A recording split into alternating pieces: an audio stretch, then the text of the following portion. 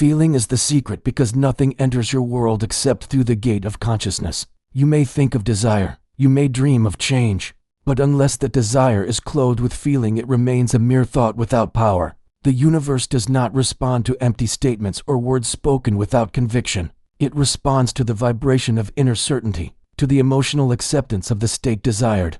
When you allow yourself to feel the wish fulfilled, you have already crossed the threshold of creation.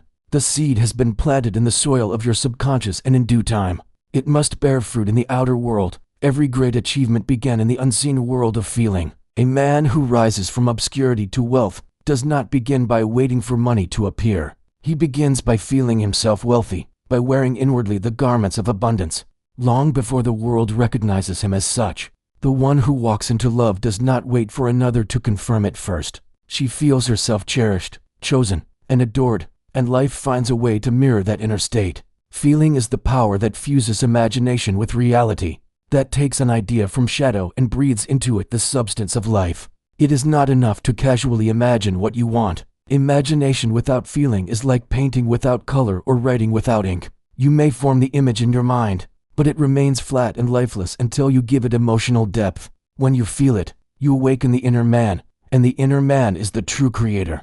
He does not need time, space, or circumstance to begin his work. The moment you enter the feeling of the wish fulfilled, the work is accomplished in the invisible realm.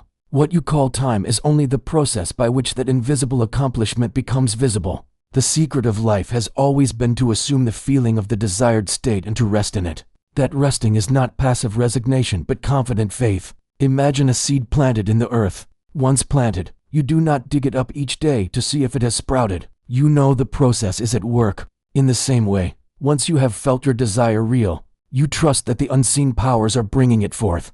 Doubt is the equivalent of tearing the seed from the soil. Faith in the feeling allows the natural law of growth to complete its work. When you practice feeling it real, you will discover that life bends itself to your assumptions. You may look at your current situation and call it fact, yet every fact is only the result of a past feeling. What you feel now will crystallize as fact tomorrow. Therefore, to change your future, you must change the feeling in the present moment.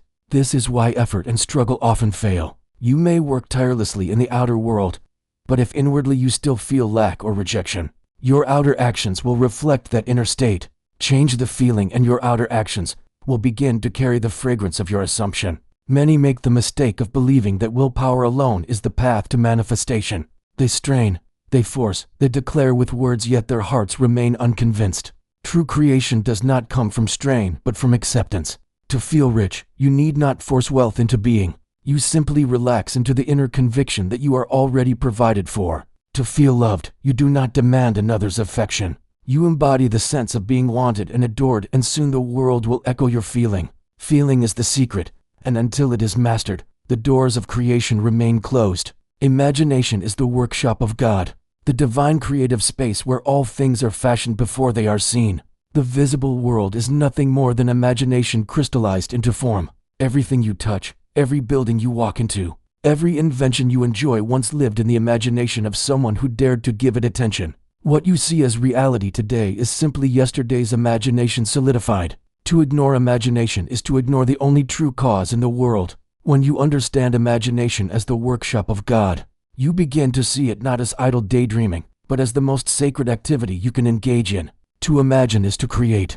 To picture in your mind the life you desire is to stand in the workshop where substance is shaped. Yet imagination alone is not enough. It must be infused with the lifeblood of feeling. A blueprint without construction remains a sketch. In the same way, imagination without feeling remains potential, never expressed. When you sit quietly and allow your mind to dwell upon the life you long for, you are entering the creative space. If you simply think about it, the image may fade away like a cloud in the sky. But if you enter into it with feeling, if you walk through the door of imagination and sense yourself already there, then you have moved creation from shadow to substance.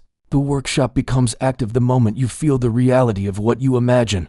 Consider the artist who paints a picture. Before the brush touches the canvas, the image is already alive in the artist's imagination. The painting exists inwardly before it exists outwardly.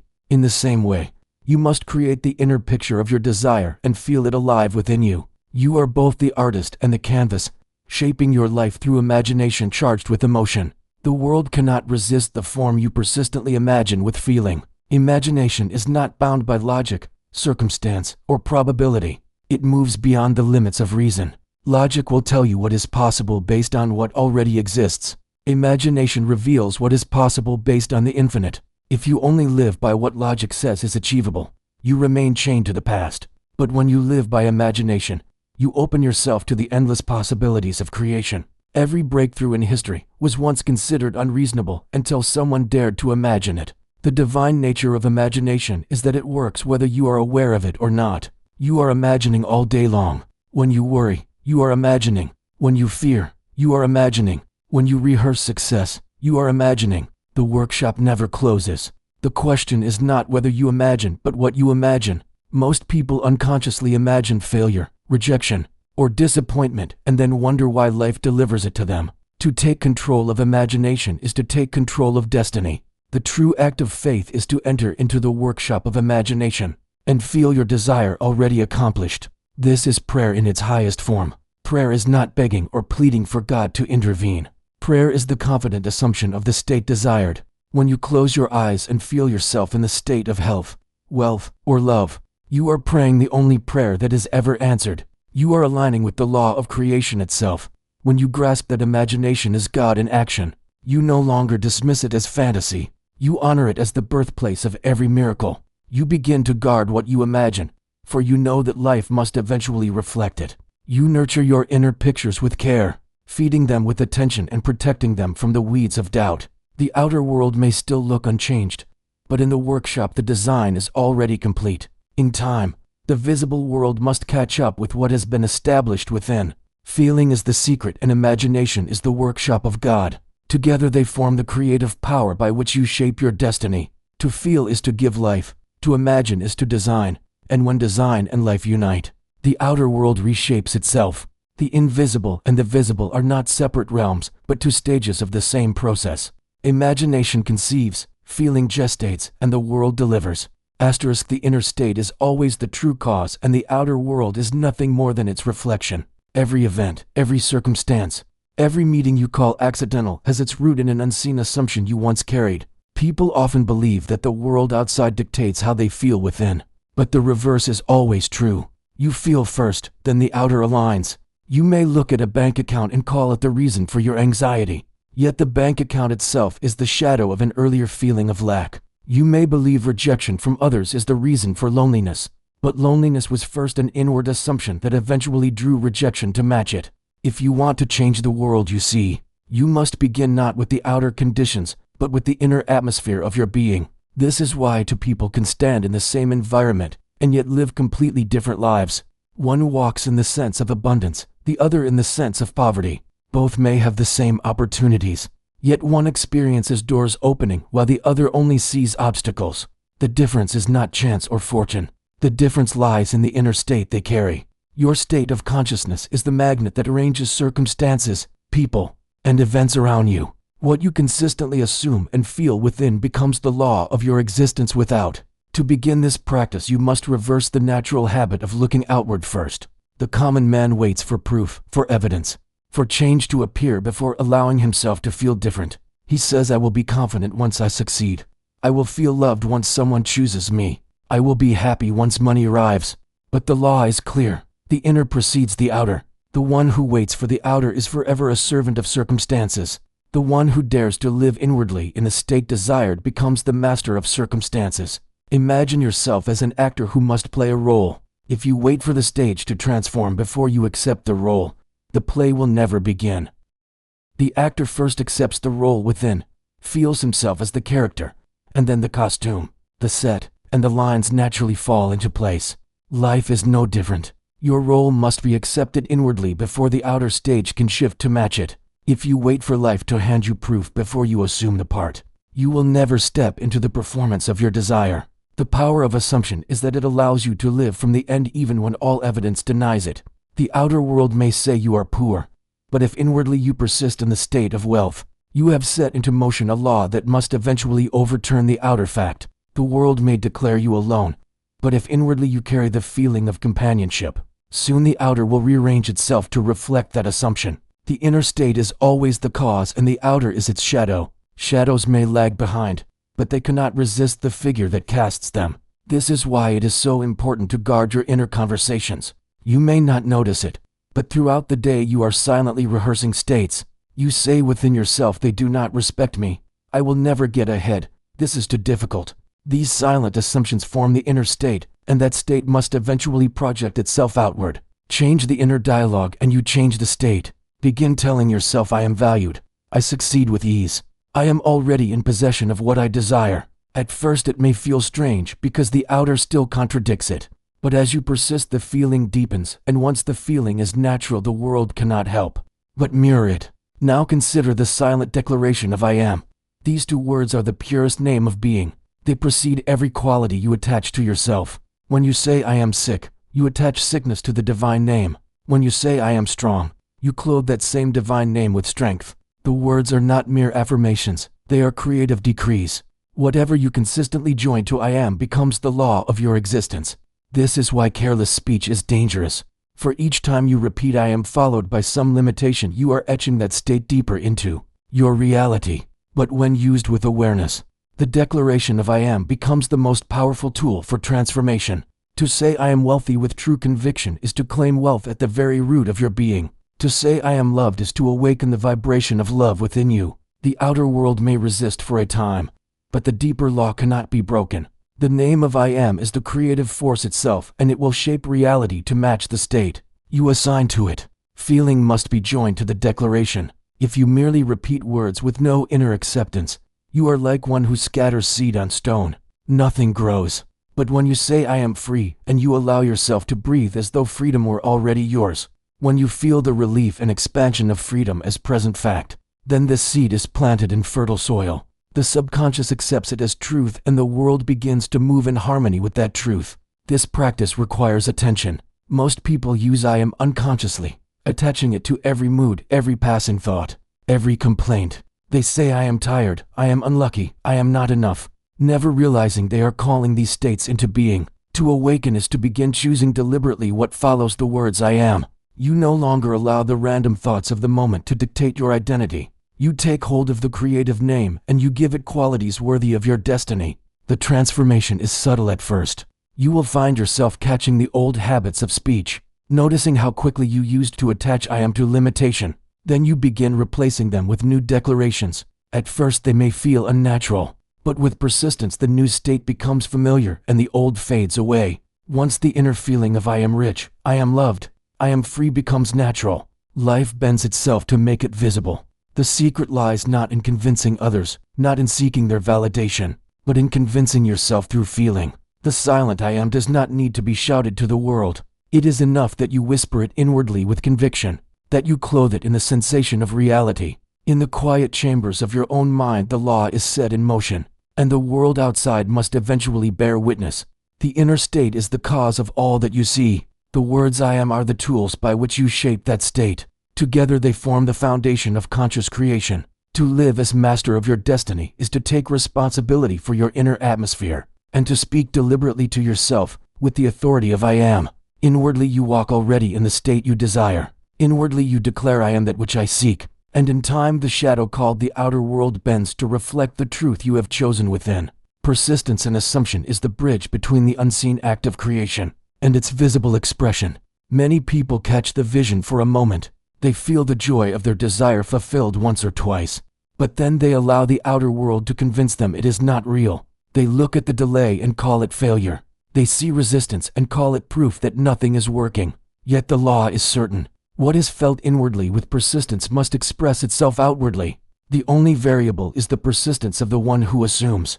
Think of a sculptor who takes a block of stone and begins to carve. On the first strike of the chisel, the form is not revealed. After 10 strikes, the stone may still look unshaped. If he were to give up at that moment, someone passing by would see nothing but rough edges and conclude the sculptor failed.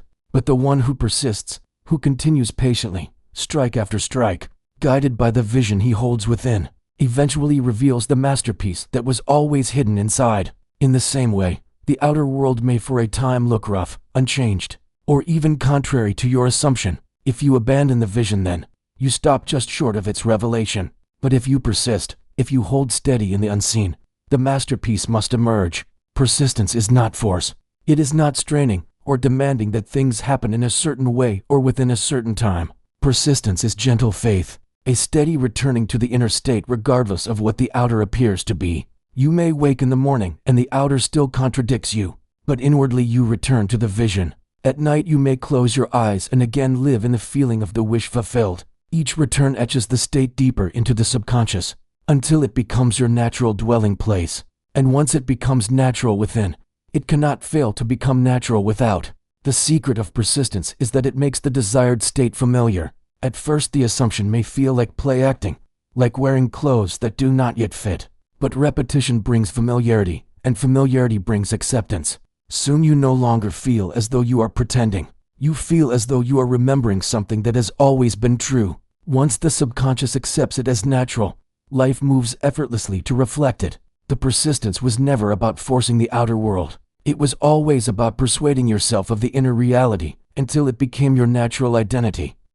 Many people fail because they measure progress by outer evidence instead of inner conviction. They say, I have persisted for weeks but nothing has changed. They are like a farmer who plants a seed and digs it up each day to see if it has sprouted. Growth happens in silence, beneath the surface, where the eye cannot see. Your persistence is never wasted, even when you see no sign. The law is certain. The seed must break through, not because of your impatience, but because of the natural law of growth. Trust the process and persist in the assumption, and in its appointed time it will show itself. Persistence in assumption is the proof of belief. To assume once and abandon it at the first contradiction is not belief, but wishful thinking. True belief holds steady even when the outer world seems to mock it.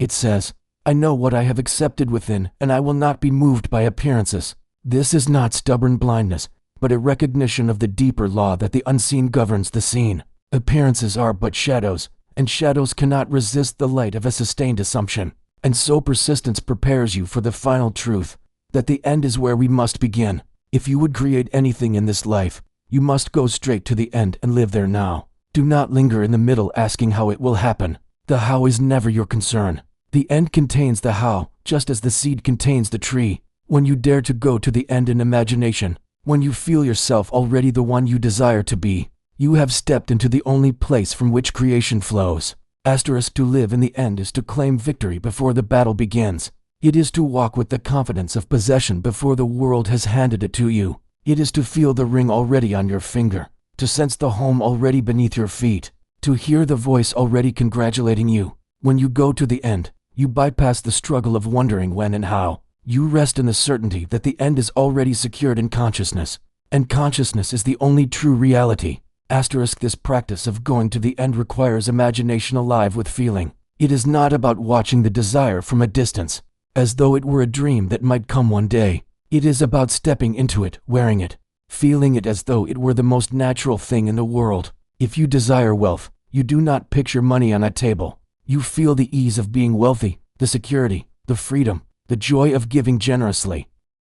If you desire love, you do not simply imagine a partner beside you. You feel yourself already cherished, chosen, and delighted in. The end is never an image but a feeling of completion, the sense that it is already done. Living in the end requires discipline, because the outer world constantly tempts you to believe in its evidence.